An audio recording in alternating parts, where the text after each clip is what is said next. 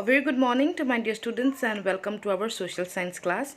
So today we are going to start with the new chapter, that is in the trail of earliest people. So in this chapter, what we are going to study, let's discuss. So we are going to study about the objectives now, why we need to study this chapter, what is the agenda of studying this chapter. So in this chapter we'll know about how people started living their life, how people started hunting, how people started gathering, what were the problem faced during hunting and gathering, and how they choose their places to live in, how they actually discover fire and making of tools to cut and to chop their food or raw materials. And also we'll know about a famous place known as Hungshi, and also we will know what are the changes that took in the environment. Okay, so these are the objective, my dear students. So you'll open your copy.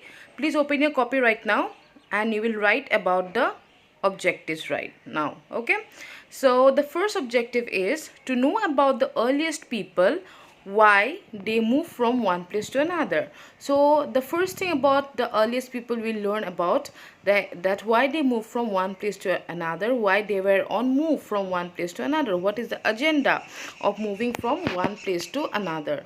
And next we are going to study about how we know about these people. So there are evidences, there are archaeological evidences and also historical evidences, where with the help of which we will know how people live, about how people live, and there are many things about these people that we'll know. Okay, and criteria of choosing a place to live in. So what criteria they took to live and choose a place. For example, we choose a place where we will get ample amount of transport, then good infrastructure, then proper roads, proper school nearby. So these are some of the criteria while choosing a home. So likewise, even hunters and gatherers, they choose their place taking some criteria in hand so that they can live peacefully. So another topic that we will learn in this chapter is making of stone tools, how stones are used in making tools, right? Changing environment, how environment changed during that period, the importance of names and dates, like the we will study about the ages of history, that is Paleolithic, Neolithic and Mesolithic age, who did what were the work which were done by the hunters and gatherers, and a place known as Hungshi. We will know about Hungshi in a very closer look.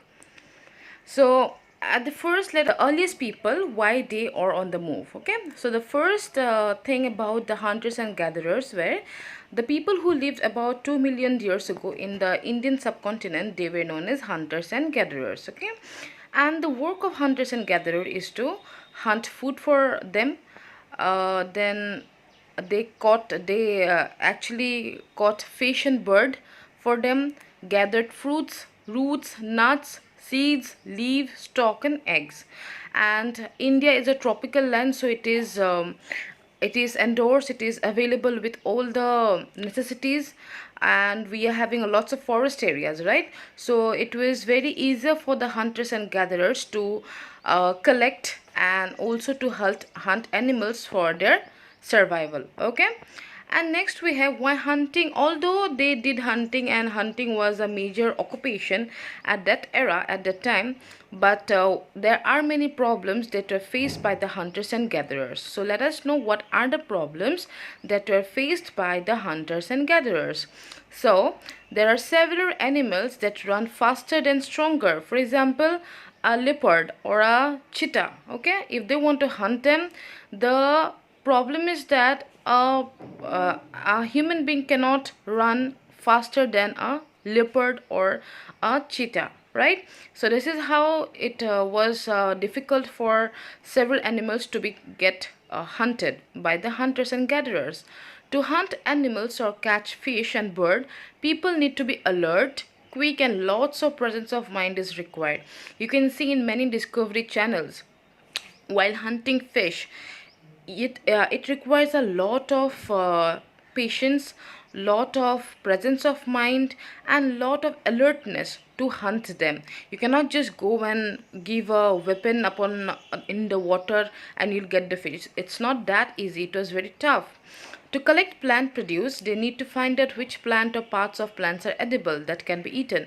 For example, in a forest, you cannot eat everything because some are poisonous and some are good for health and they are also edible. So knowing about plants was very important factor in that time, because everything, if a person eat all the plants and without any knowledge, he may suffer from disease or he may also die because of the poisonous things present in the plants. And the last one is season of ripening of fruits. Even hunters and gatherers should be very alert and should be very knowledgeable while in which season the fruits will ripen and in which season another fruits will ripen. So there are many fruits, right? And if only particular month every fruits or every type of fruits does not get ripen, right? So there are different months and according to the season the fruits will get ripened. Even that was a major difficulties or challenges which were faced by hunters and gatherers. So dear students, today we came to know about the new chapter, that is in the trail of the earliest people, that is how they started living their life and what they did for their survival. They hunted and they gathered food, and also they hunted animals and birds, fish, then gathered fruits, roots, nuts, seeds, leaves, stalk and eggs. Okay, and also there are various challenges that were faced by the hunters and gatherers while collecting and hunting food for their survival. So for today you are going to write about the objectives, and also you are going to study this small part which I have taught you today. And in our next class will be moving further with the new topic, that is why people move from one place to another, the reason of moving from one place to another. All right, so for today let's wind up this class. Thank you, have a nice day, and God bless you.